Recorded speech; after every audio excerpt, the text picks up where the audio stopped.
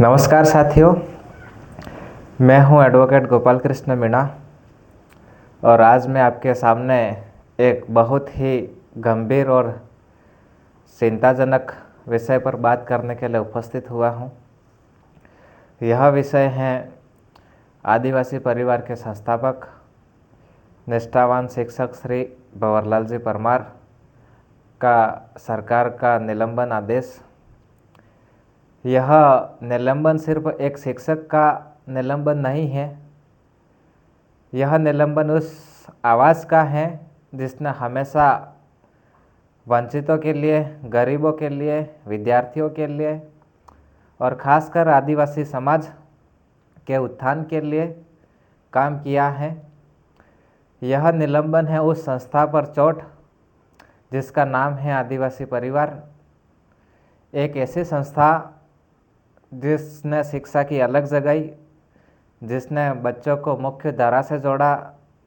क्या किसी शिक्षक को जिसने अपना पूरा जीवन समाज को समर्पित किया हो सिर्फ इसलिए निलंबित कर दिया क्योंकि उसने शायद कुछ साल पहले किसी विशेष संदर्भ में कुछ ऐसी बातें कही थी जो समाज के किसी एक वर्ग को शायद आज उसे अनुचित लग रहा है। मेरा इसमें स्पष्ट मत है कि शिक्षक श्री भंवरलाल जी परमार के साथ जो हुआ है वह एक अन्याय है और मैं इसे सरकार का एक तुगलकी फरमान मानता हूँ। मैं एडवोकेट गोपाल कृष्ण मीणा इस निलंबन को कानून की कसौटी पर परखता हूँ। प्राकृतिक न्याय का उल्लंघन, किसी भी व्यक्ति को दंडित करने से पहले उसे अपना पक्ष रखने का पूरा मौका दिया जाना चाहिए था।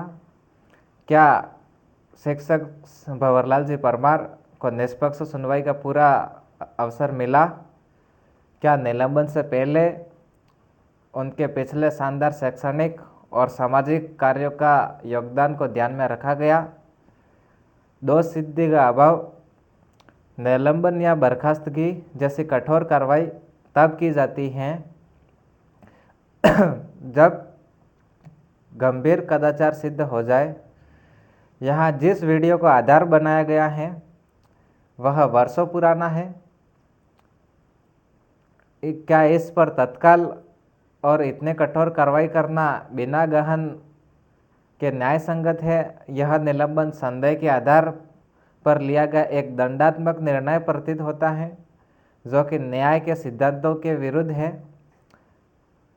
एक शिक्षक जिसने हजारों बच्चों का जीवन संवारा हो, जिसने शिक्षा के माध्यम से समाज में क्रांति लाने का प्रयास किया हो, उसके खिलाफ इस तरह की त्वरित कठोर कार्रवाई, जबकि कई गंभीर मामलों में वर्षों तक अधिकारी मौन रहते हैं।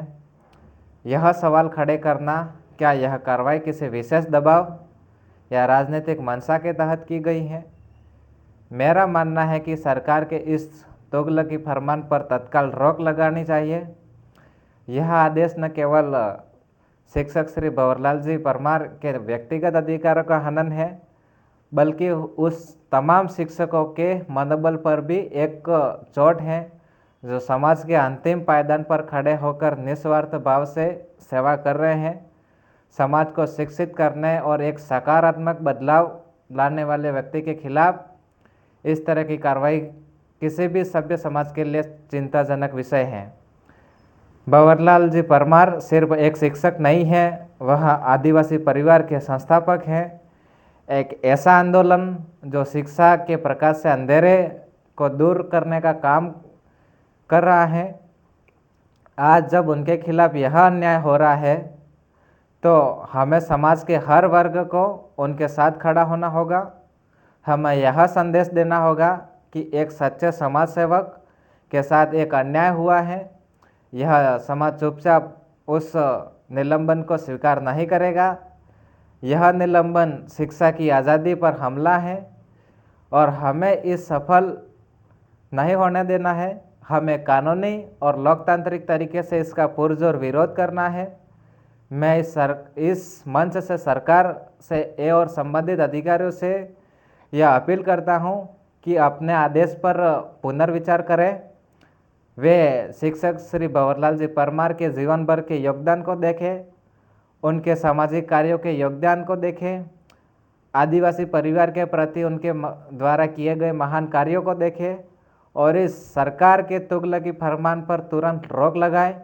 एक शिक्षक का सम्मान राष्ट्र सम्मान है। और आप साथियों, यह संघर्ष सिर्फ एक व्यक्ति का नहीं है, यह संघर्ष न्याय का, सत्य का और शिक्षा का। अगर मेरी बातों से आप सहमत हैं, अगर आप भी शिक्षक श्री भंवरलाल जी परमार, आदिवासी समाज के गुरु, वैचारिक गुरु श्री भंवरलाल जी परमार के साथ हुए इस अन्याय को महसूस कर रहे हैं, तो आप सभी से मेरी विनती है, कृपया आप मेरा साथ दीजिए। मेरे YouTube channel Gopal Krishna tech official को अभी सब्सक्राइब करें, इस वीडियो को अधिक से अधिक लाइक करें और इस वीडियो को इतना शेयर करें कि हर उस अधिकारी तक पहुँचे जो यह निलंबन का आदेश वापस लेने की शक्ति रखता हो।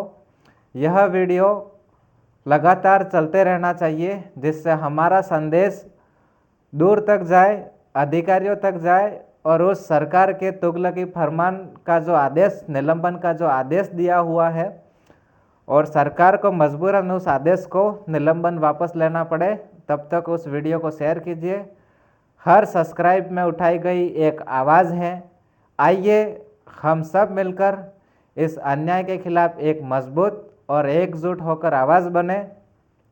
जब तक इस तुगलकी फरमान पर रोक नहीं लगती है साथियों, और शिक्षक श्री भंवरलाल जी परमार सम्मान सहित बहाल नहीं हो जाते हैं, तब तक हम अपनी आवाज़ उठाते रहेंगे। जय हिंद, जय भारत, जय संविधान।